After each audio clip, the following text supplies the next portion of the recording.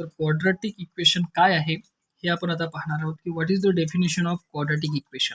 तर सर्वात आधी आपण पाहू की व्हॉट इज क्वाड्रॅटिक इक्वेशन, की क्वाड्रॅटिक इक्वेशन काय आहे, त्याचा स्टँडर्ड फॉर्म कसा असतो आणि त्याचा यूज काय म्हणजे ॲप्लिकेशन ऑफ क्वाड्रॅटिक इक्वेशन हे सुद्धा आपण सगळं पाहणार आहोत. तर सर्वात आधी आपण पाहू की त्याची डेफिनेशन काय आहे क्वाड्रॅटिक इक्वेशनची. तर क्वाड्रॅटिक इक्वेशनची डेफिनेशन मी इथे लिहितो. The equation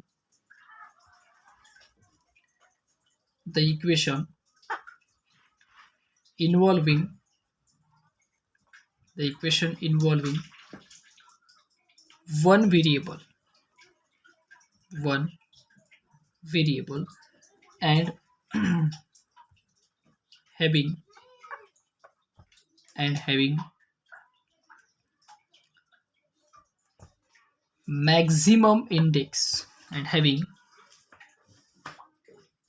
maximum index of the variable 2 is called quadratic equation.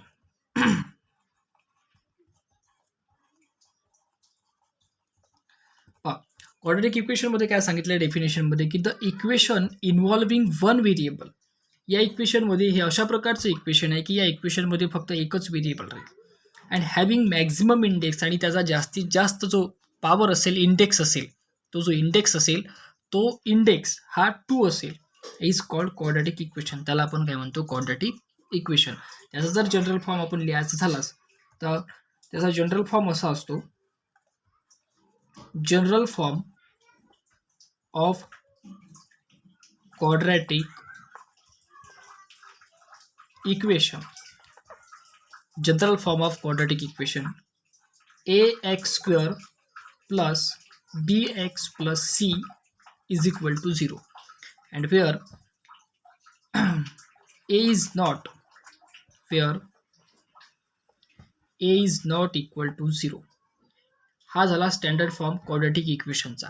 हे इक्वेशन असं आहे की यामध्ये जो व्हेरिएबल आहे तो एक्स आहे आणि त्या एक्सचा मॅक्झिमम इंडेक्स म्हणजे मॅक्झिमम जी पॉवर आहे ती आहे 2.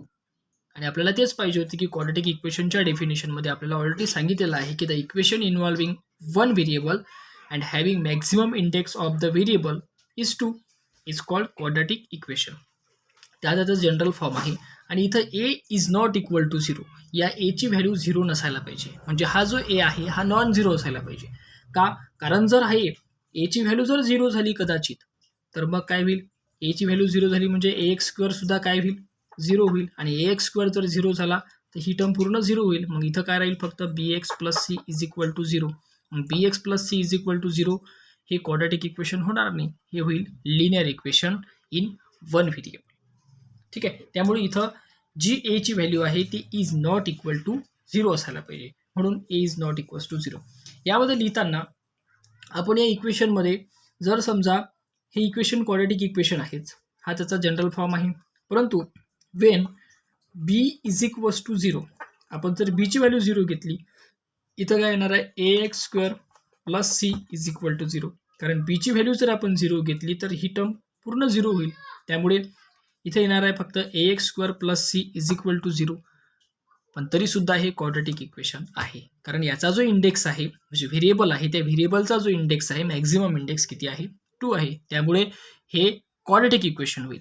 When C is equal to 0, जर समजा सीची व्हॅल्यू जर 0 झाली तर काय होईल, a x square plus b x is equal to 0. सीची व्हॅल्यू 0 घेतली तर तो 0 येईल आणि ए x square plus b x येईल, हे सुद्धा क्वाड्रॅटिक इक्वेशन होईल. पण जर आपण एची व्हॅल्यू जर 0 घेतली तर ते क्वाड्रॅटिक इक्वेशन येणार नाही. त्यामुळे हा त्याचा स्टँडर्ड फॉर्म आहे, a x square plus b x plus c is equal to 0. याचं जर एखादं एक्झाम्पल द्यायचं झाल्यास, examples of quadratic equation is 2x square plus 4x plus 3 is equal to 0. हे झालं क्वाड्रॅटिक इक्वेशन.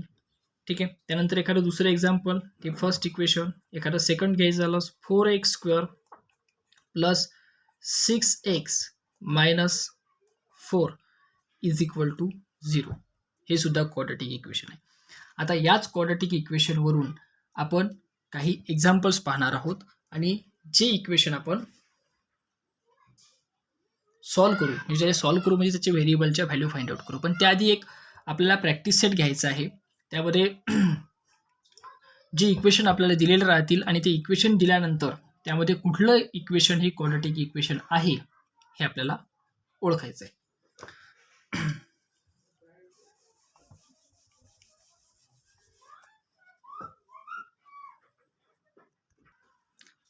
आपला आहे प्रॅक्टिस सेट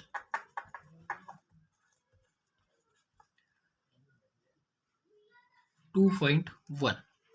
प्रॅक्टिस सेट 2.1 मध्ये पहा, त्यामध्ये आपल्याला म्हटलेलं आहे राईट एनी 2 क्वाड्रॅटिक इक्वेशन.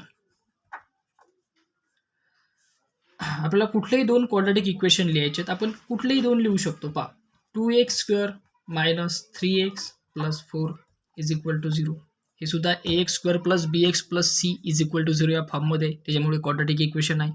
त्यानंतर आपण लिहू शकतो 4x² - 7x + 3 = 0. 2च क्वाड्रॅटिक इक्वेशन लिहायचे आहेत. त्यामुळे तुम्ही तुमच्या मनानं कुठले, ओपन एंडेड क्वेश्चन आहे, तुम्ही तुमच्या मनानं कुठलंही इक्वेशन लिहू शकता. त्यानंतर सेकंड नंबरचा जो क्वेश्चन आहे तो आहे decide which of the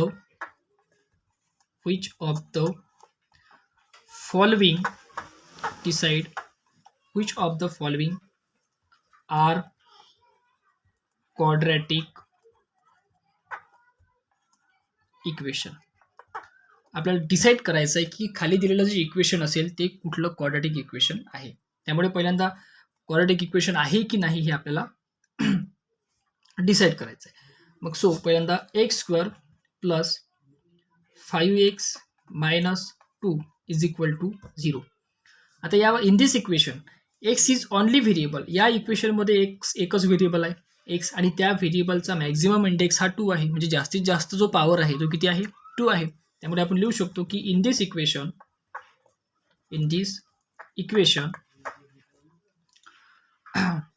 x is only one variable.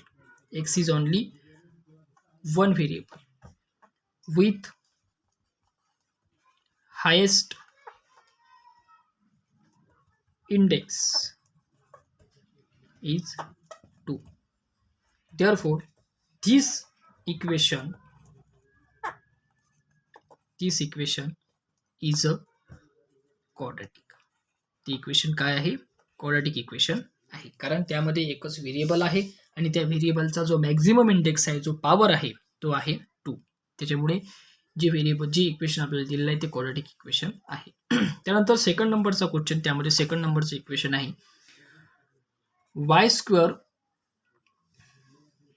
= 5y - 10. पहिल्यांदा आपण ax² + bx म्हणजे ax² + bx + c = 0 या फॉर्ममध्ये इक्वेशन लिहून घेऊ. ही टर्म इकडे घेऊन या. इकडे y² आहे, हा 5y इकडे प्लस आहे, इकडे आणला तर मायनस होईल, तो -5y. हा -10 आहे, इकडे आणला तर प्लस होईल, म्हणजेच +10 = 0.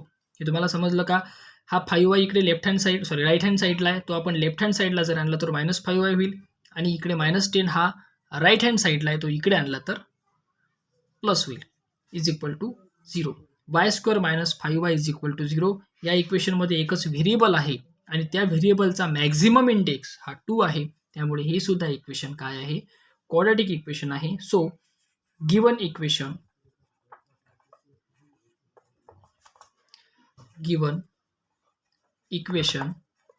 Is quadratic. हे जे इक्वेशन आहे हे काय आहे? क्वाड्रॅटिक आहे. त्यानंतर थर्ड नंबरचं इक्वेशन आहे. y² +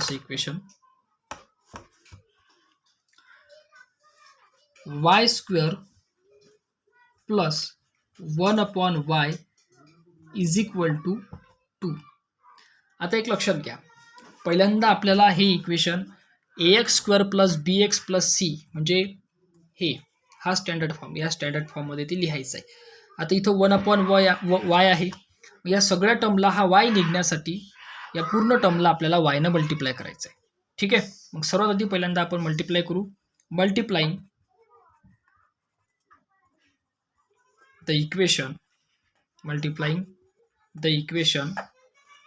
bye Y.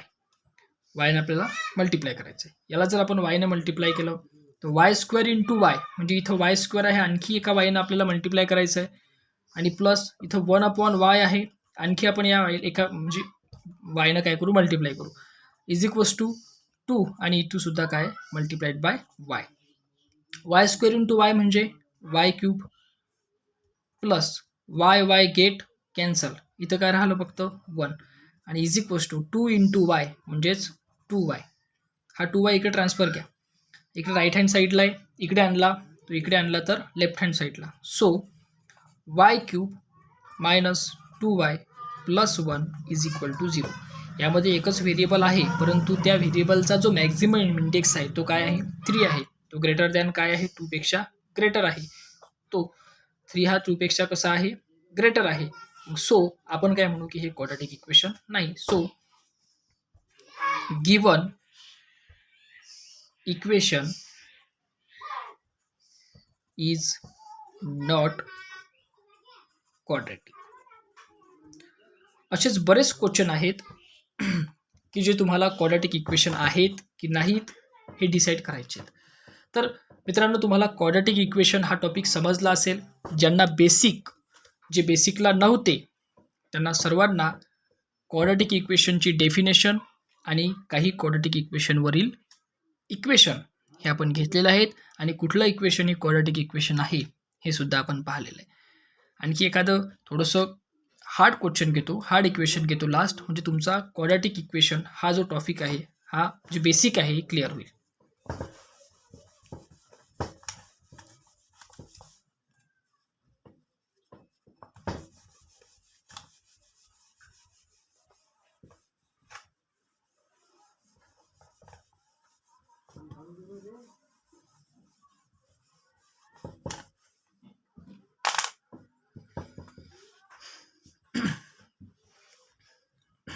आपल्याकडे इक्वेशन आहे 5th नंबरचं, m+2 and multiplied by m-5 is equal to 0. यामध्ये m+2 आणि m-5 आहे. दोन्ही ब्रॅकेट मल्टिप्लिकेशनमध्ये आहे. दोन्ही ब्रॅकेटचं मल्टिप्लिकेशन करू. मग दोन्ही ब्रॅकेटचं मल्टिप्लिकेशन करताना पहिल्यांदा या m ने या पूर्ण ब्रॅकेटला मल्टिप्लाय करू, नंतर या 2 न या पूर्ण ब्रॅकेटला मल्टिप्लाय करू. सो पहिल्यांदा हा m आणि हा ब्रॅकेट मल्टिप्लिकेशनमध्ये, नंतर प्लस असल्यामुळे प्लस आणि हा 2 आणि 2 मल्टिप्लाइड बाय हा पूर्ण bracket means m-5 is equal to 0. m into m, m square, m into -5 means -5m, plus 2 into m, 2m, आणि 2 5 10 आहे आणि दिस -10 is equal to 0. 5m 2m, इथं -5m आहे, इथं प्लस 2m आहे. 2m मधून 5m मायनस करा, m square -3m, -10 is equal to 0.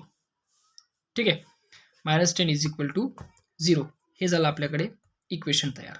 यामध्ये m स्क्वेअर -3m -10 यामध्ये एकच व्हेरिएबल आहे आणि व्हेरिएबलचा मॅक्झिमम इंडेक्स जो आहे तो 2 आहे.